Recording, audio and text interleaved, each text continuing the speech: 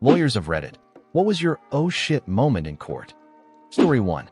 I was prosecuting a contempt action in family court, something that almost never succeeds, and everyone in the room could tell I was winning. The other side was unprepared out of arrogance, and I was basically tearing this guy apart on cross-examination, which his lawyer didn't even expect to happen, as he assumed the case would be dismissed. At the end of the trial, the judge ruled in my favor and stated that she found the defendant's testimony to be untrustworthy. I was already shocked to have won a contempt trial, but then this exchange happened. Defendant's attorney: Your Honor, now that you have found my client's testimony to be untrustworthy, I am requesting a continuance in order to prepare additional witnesses. This request was shocking in and of itself, because the idea that you can bring more witnesses after resting your case is laughable. Judge, you had your shot and you missed, counsel. Defendant's attorney: Your Honor, there was no way I could have anticipated that you'd find my client's testimony untrustworthy, and as such, I didn't have the opportunity to prepare other witnesses to support his position. Judge, that may be an argument for your malpractice carrier, counsel, but it holds no water with me. See you this afternoon for sentencing. For those who didn't catch it, the judge basically told the lawyer, on the record, in front of his client, that she expects him to get sued for malpractice because he screwed up so badly. That shit was mind-blowing on multiple levels. Story 2. I was the defendant, representing a nonprofit I volunteered for. The plaintiff was a woman in her 60s, a grandma, who was essentially looking for a retirement settlement after falling out of her jacked-up pickup truck in our parking lot. The basis of her case was that our parking lot was in poor condition, and that she fell into a pothole and broke her leg, which resulted in her having to take Coumadin and diminished her enjoyment of salads at the Friday night fish fry. No, really. Everything was going along fine until my lawyer presented a photo of the pothole, taken on the day of the incident. It was filled to the brim with water after a recent rain. He asked the woman if she had gotten her foot wet, to which she replied that she couldn't recall. He continued, suggesting that perhaps if her foot wasn't wet, it could mean she fell out of the truck and not into the pothole. He asked again if her foot was wet, and this time she affirmed that yes, it was. The oh shit moment came when he returned to his desk, flipped through her deposition, and read the part where she was extremely adamant that her foot wasn't wet. Then he did some fancy legal maneuvering, the case was thrown out, and I went back to work. Story 3. I was interning during law school, prosecuting domestic violence cases. The deputy DA asked me to speak for the first time during a man's arraignment for beating his wife. An arraignment is when the defendant hears the charges against them and enters a plea, guilty or not guilty. When the judge called on me to speak, I got insanely nervous and told the defendant that his charge carried a maximum penalty of 30 years, when it was actually 30 days. He freaked out. The crowd, some of whom were his family and friends, gasped. The judge quickly interrupted and said, "I think you mean 30 days, counselor." After which everyone, including the defendant, laughed at me. Edit, because a lot of you are concerned about this. The evidence was pretty weak, and the facts didn't support anything more than the lowest level misdemeanor. Since this was a first offense, we were primarily seeking two things: counseling, anger management classes, and probation. The intent was to hopefully avoid future issues, and if another incident occurred, we could hit the defendant with a harsher punishment when we'd hopefully have stronger facts and evidence. Story 4. Not a lawyer, but I had a big oh shit moment. I was in court for driving with a suspended license, in a county, and in front of a judge, both known for putting people in jail for that offense. My license wasn't supposed to be suspended. Someone in the DMV forgot to press a button or something, so it never got reinstated after the suspension period ended. I had proof of this, but I was still really nervous. The guy who went up to the judge right before me walked to the table where we were supposed to stand, sat down, and put his feet up on it. The judge asked him what he was doing, and he gave a flippant answer and basically told the judge to get fucked. That seriously pissed the judge off. The judge went off on him, and the guy gave it right back, making the judge even angrier. Eventually, the judge had him jailed for contempt, and the bailiff cuffed him and sat him off to the side to wait for the marshals to take him to jail. Then my name got called. The judge looked at me like I was fresh meat, and he was a great white shark. I was already thinking to myself, okay, if this judge puts you in jail, run over and beat the shit out of the guy who pissed him off so badly. He's the reason you're going. The judge looked down at his paperwork, then back up at me, and said, "You're Mr. my last name?" I said, "Yes, sir." He replied, "Yeah, we were talking about you earlier. I'm going to void your arrest and dismiss this case. Your license was supposed to be valid, and you shouldn't be here." I let out a huge sigh. The judge asked if I was okay, and I said I had been a bit worried, especially after seeing the guy who went before me. The judge said, "Don't worry about him. He won't be seeing anything that isn't behind bars for about 90 days, and laughed. Story 5. The best "oh shit" moments are when opposing counsel or the opposing client says or does something that effectively wins the case for you.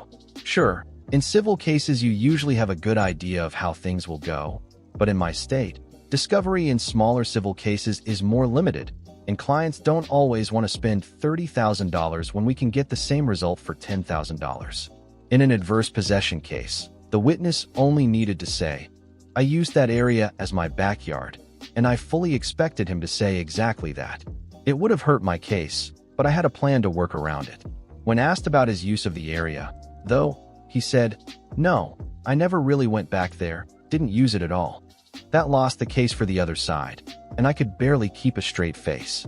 It was the complete opposite of what the witness had told opposing counsel off the record. Apparently, the under penalty of perjury part made him change his story. In another case, we were dealing with the loss of multi-unit dwelling insurance because one guy's unit was a fire hazard. I asked him if his personal insurer was aware of the issue.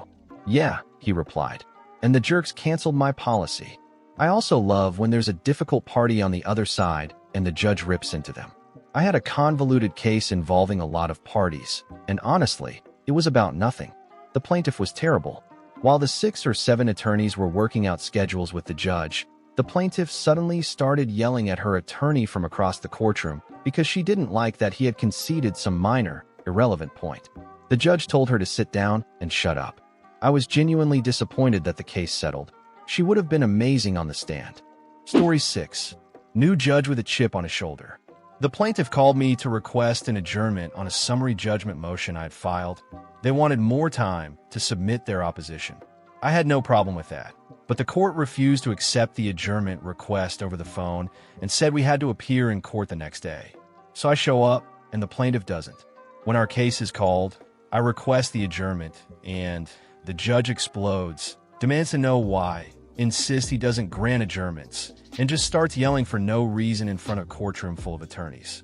I tell him it's the plaintiff's request. They're not here, and they want more time. But he doesn't want to hear it and just says, "Request denied. Call the plaintiff and tell them to get here by second call." So my "oh shit" moment is realizing I just won my case because the judge decided to be a hard ass. I call the plaintiff and let them know what happened, and they panic. They're about to lose the case. The judge has to grant my motion. It's unopposed. There's no way they can get an attorney to court in time. The case gets called again, and once more I'm the only attorney present. I walk up to the defense table with the biggest shit-eating grin on my face and say, "Your Honor, I'm here on behalf of the defendants with an unopposed summary judgment motion." Everyone who saw me get yelled at earlier suddenly realizes what just happened.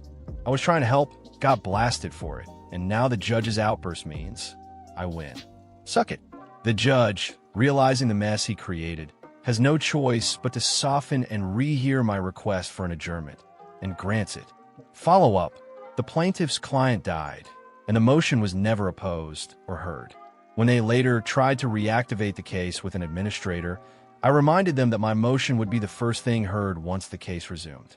They actually read it, realized they had no chance of beating it, and discontinued the case against my client without ever arguing the motion. Story 7. I was a baby lawyer in my first year, representing the 19-year-old child of some wealthy parents in San Mateo County, CA.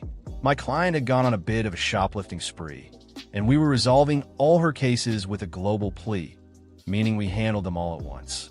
Being new, I filled out the plea form incorrectly, swapping the count she was charged with for the count she was pleading to. It's an easy mistake to make. Every court has its own unique form, and I was unfamiliar with San Mateo's. The judge called my case, started reading the plea form, noticed the mistake, and then began screaming at the top of his lungs. "Counsel, what is this? What is this?" Is this your first day on the job? This is a court of law, and we do not accept mistakes. Fill this plea form out correctly, or I will have you taken into custody for contempt.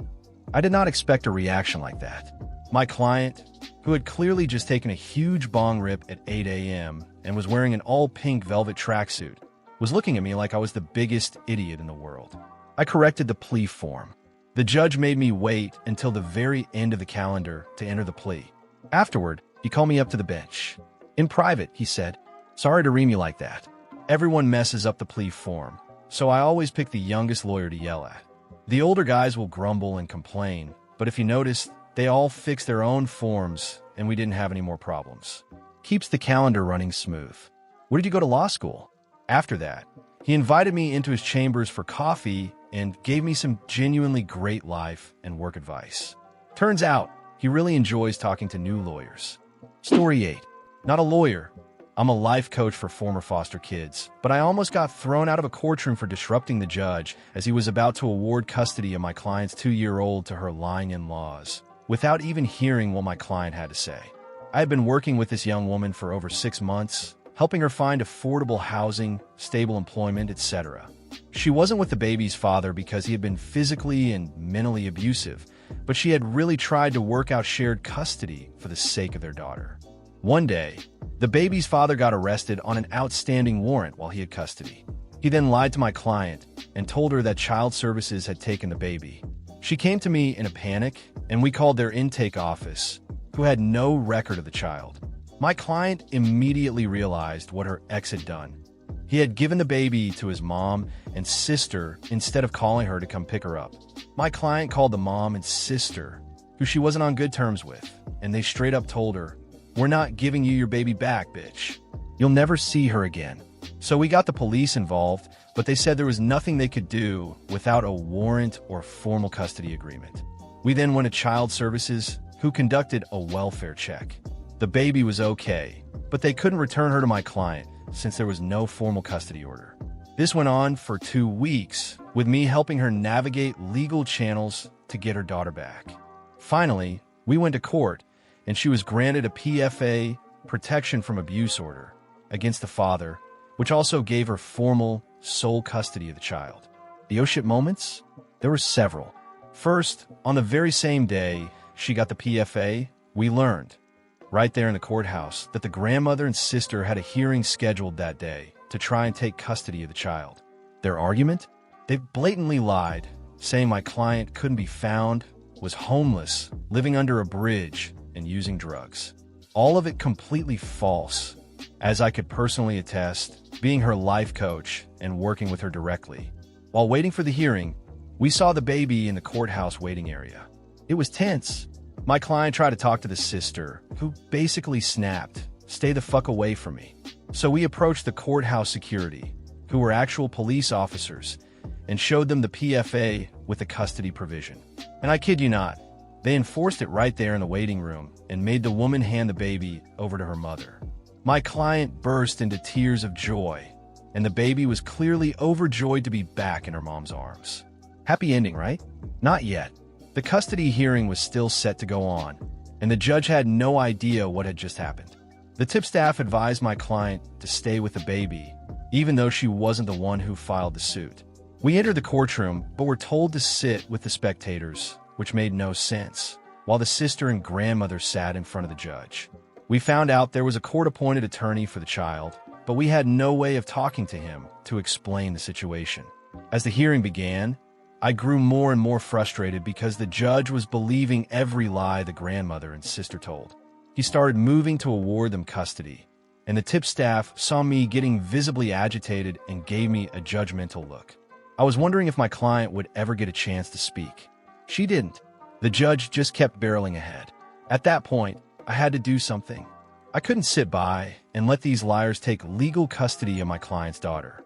I said, "Excuse me," and the tip staff barked, "You need to get in line before I throw you out of here." My face was red. I'm not confrontational, but I was determined. The judge saw me squirming and asked who I was. I introduced myself and explained who was sitting next to me, the child and her mother. It was truly an oh shit moment for everyone. The judge, the tip staff, the child's lawyer, and especially the women trying to steal custody. To my immense relief, the judge allowed my client to speak, and the truth came pouring out. And it wasn't just her word against theirs. She had texts and call logs proving she'd been in contact with them the whole time they claimed she was missing. It also helped that I was there as a professional, with a strong incentive to be objective and truthful. Within 5 minutes, the judge reversed everything he had said about giving custody to the grandmother and sister, stating there's no reason for the child not to be with her mother, presuming the home situation is safe. The case wasn't completely dismissed then and there, as the judge wanted a welfare check on my client's home, but it was dismissed a month later. It was honestly surreal. Afterward, the tip staff, a man in his 40s, came up to me. I was 23 at the time, clearly flustered and embarrassed. He didn't exactly apologize, but said, great work in there, and then shuffled off. This happened a year or two ago, and I recently ran into the child's former court-appointed lawyer, who now works in another role. He said, "Do you remember? That was really unlike anything I've ever seen." Bananas. Story 9. I'm not a lawyer, but I work for one. Many years ago, my home county underwent an abrupt and involuntary change of judge when one of the sitting judges was suspended and eventually disbarred for misconduct. The entire process took months, during which our criminal docket was handled by a rotating carousel of visiting judges from other counties. Judges who clearly didn't care about our community and quickly grew resentful of having to fill in while our judge was prosecuted and the governor slowly worked through appointing a replacement. It became routine for cases to be delayed or set off. Our docket swelled, and the jail practically emptied because very few people were being sentenced to serve time. The visiting judges were granting low bonds or on recognizance, releases for all but the most serious felonies. Petty criminals who hadn't negotiated a plea with the prosecutor just kept returning to court month after month without any resolution. One afternoon, an attorney appeared with a client intending to enter a plea, a man accused of domestic violence for boxing his child's ears. It was supposed to be a routine plea deal, probation and anger management classes. But when the facts of the case were read aloud to the judge of the day, he looked up from the docket and pursed his lips. When the prosecutor announced that a plea agreement had been reached and asked the court to accept it, the judge simply said no and directed the defendant to have a seat. The defendant looked anxiously at his attorney as the judge outright rejected the plea agreement and sentenced him to 30 days in jail. The defendant freaked out. His wife began shouting that she needed him home to work. The judge pointed at her from the bench and said, "Sit down and be quiet, or you'll be spending 30 days down there too." She collapsed into a weeping mess, bleach blonde hair, Kmart couture, the works. The bailiff, who frankly looked surprised to be doing more than reminding people to take their hats off, escorted the defendant downstairs to the jail. The attorneys, both prosecution and defense, looked like a pair of school kids who'd just gotten in trouble and weren't quite sure why. Once the defendant's shouts faded into the depths of the courthouse and the sobs from the back of the courtroom died down, the judge addressed the room. "Look," he said, "I know you all had a deal, but I don't have to accept it. I can leave him down there for 30 days. 30 days being a more than reasonable sentence for misdemeanor assault on a toddler." He continued, "I just want to teach him a lesson, and I will. You see, when I was a kid, my dad used to box my ears. He did it often, and one day he did it so hard that I'm now deaf in this ear. I know you all think this is no big deal," he said, looking at the defense attorney. "And you're pretty used to getting away with sweet deals lately because you haven't had a judge. But this one hit a nerve with me. File whatever complaint you want later, but I'm going to let that guy sit in jail for a couple of hours and think about what he's done. Then I'll bring him back up." We were stunned. After months of watching a revolving door of arrests, pleas, and probation, it was shocking to see someone actually sentenced to jail, especially so abruptly. Toward the end of the court day, they brought the earboxer back upstairs. The judge gave him a stern lecture, and the man tearfully promised never to lay a hand on his child again. But watching someone go to jail like that, even for just a few hours, was a definite oh shit moment. Story 10. I'm not a lawyer, but I represented myself in small claims court against a former landlord in a case of illegal eviction. At the time, I was in university, renting a top-floor room in a shared house. I had 2 housemates on the same floor, and the landlord lived in the basement. We all shared the ground floor, which had the kitchen and living room. One day, the landlord came up to my room and told me I had until 2 p.m. to clear out my stuff. I was being evicted. I had paid rent on time for 4 months, provided a security deposit, and had no conflicts with either of my housemates. I was completely confused. The landlord refused to provide a reason for the eviction, so I called the police. The attending officer said he couldn't compel the landlord to let me stay, which I expected, but I mainly wanted an official record on a police report.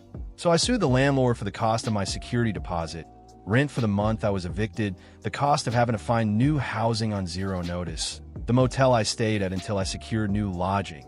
It was midterm, so I had to be in town, and damages. The total came to around $3,000. I essentially doubled my actual costs in the claim. Better to aim high and let the judge decide what's fair, as long as you don't come off as greedy. The landlord countersued for property damage, of which there was none. When the trial came, I was fully prepared. I had all my documents, records, and discovery ready. The landlord showed up with a clueless advisor acting as counsel, no documents, and 1 witness. He had tried to convince my housemates to testify against me, but they refused. The first "oh shit" moment was when the idiot advisor actually said to the judge that they could do whatever they wanted with tenants, and that they had been doing so for years. The judge bench slapped him hard for not understanding even the basics of a Landlord-Tenant Act, which has since been renamed. I can't recall the new name. The second moment was when the judge asked if the landlord would take the stand to present their case. The advisor responded that the landlord would not be testifying or refuting anything I'd said. The judge said, "Well, I don't understand how you expect to win without presenting any evidence, but okay." The third moment came when their witness took the stand. He was the handyman the landlord called to do minor tasks around the house. He had painted the room after I was evicted. During cross, I asked how much the painting cost, less than half of the amount in their countersuit. Since he was called as an expert on the alleged damages, I asked if, in his expert opinion, the repairs, i.e., the painting, were necessary. He said no, but he painted it anyway because the landlord paid him too. After their witness essentially became my best witness, the case was all but decided. The judge asked us to wait a moment while he pulled out a calculator. After some quick math, he looked up and said he was ruling in my favor and awarded me the actual costs I had incurred, about $1,800, which was exactly what I'd expected. I then asked for a ruling on the landlord's countersuit, which led to my favorite "oh shit" moment of the entire ordeal. The judge said, "The suit against you is entirely dismissed with prejudice due to a complete failure to provide any evidence, testimonial or otherwise, to justify this eviction. Landlord is ordered to pay X amount, plus all court fees associated with filing this suit." And then, after the official ruling, he looked at the landlord and said, "I recommend you find a better advisor because this guy," gesturing to the idiot advisor, "has no idea what he's talking about." It was beautiful. Story 11. Attempted murder trial last summer. I was representing the defendant. Prior to trial, I was reviewing the transcript from the preliminary hearing. At the prelim, the detective had testified that the gun used to shoot the victim was a semi-automatic pistol with a specific barrel length. This was important because my client had a prior conviction that prohibited him from possessing most firearms, specifically semi-automatic pistols with barrels under a certain length. The gun was never found during the investigation. However, 5 shell casings were recovered at the scene and sent to the state police lab for analysis. I had read the report before trial. It stated that all 5 casings were .22 caliber and had been fired from the same unknown firearm. Now, I'd seen the state police firearms expert testify before. He knows everything there is to know about guns.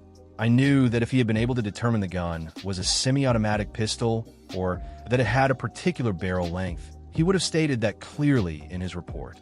At trial, the state police expert testified. He explained the intricate analysis he performed using advanced equipment. Think my cousin Vinny's car expert. His conclusion? All 5 casings were .22 caliber and had been ejected from the same, unidentified firearm. I asked him, "Can you tell the type of weapon that fired these rounds based on your analysis of the shell casings?" He said no. I asked, "Could they have been fired from a semi-automatic pistol?" "Yes." "A revolver?" "Yes." "A rifle?" "Also yes." Then I asked, "Are you able to determine the barrel length of the gun that fired these rounds?" Again, he said no. Then came the detective's testimony. I asked if he remembered testifying at the preliminary hearing. He said he didn't. The district attorney rolled her eyes. She had already entered the prelim transcript into evidence. That was my first "oh shit" moment. Clearly the detective hadn't properly prepared. I handed him the transcript and asked him to review it. After reading, he said he remembered now. I confirmed. At the prelim, you testified that the gun used was a semi-automatic pistol with a specific barrel length, correct? Yes, I did. I followed up. You were here for the state police expert's testimony, correct? Yes. You heard him describe the intricate analysis and advanced equipment he used, and that he still couldn't determine the type or size of the firearm used. Yes. And you never found the gun, did you? No, we never found the gun. Then I dropped the bomb.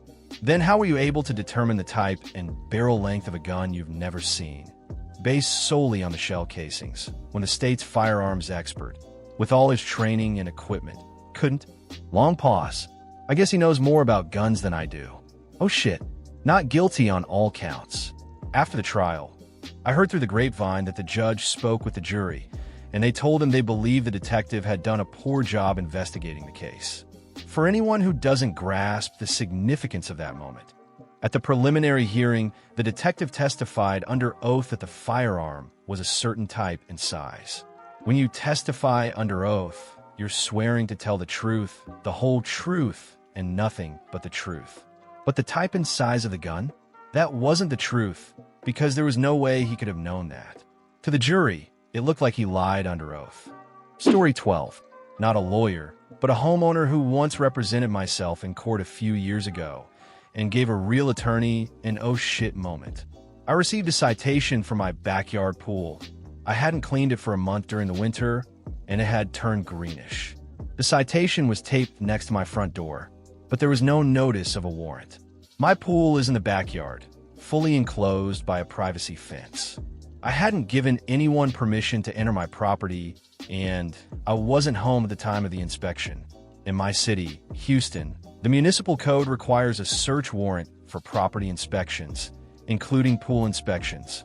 However, the state of Texas, Section 18.05, exempts municipalities of a certain population size from having to obtain search warrants for inspections, which is probably not legal. So I showed up in court to defend myself. The city attorney pulled me aside and explained that she was an attorney and would use that knowledge to defend the citation, including presenting evidence. I told her I'd be doing the same. Her eyebrows raised, but we proceeded. She introduced the citation and called the inspector to the stand.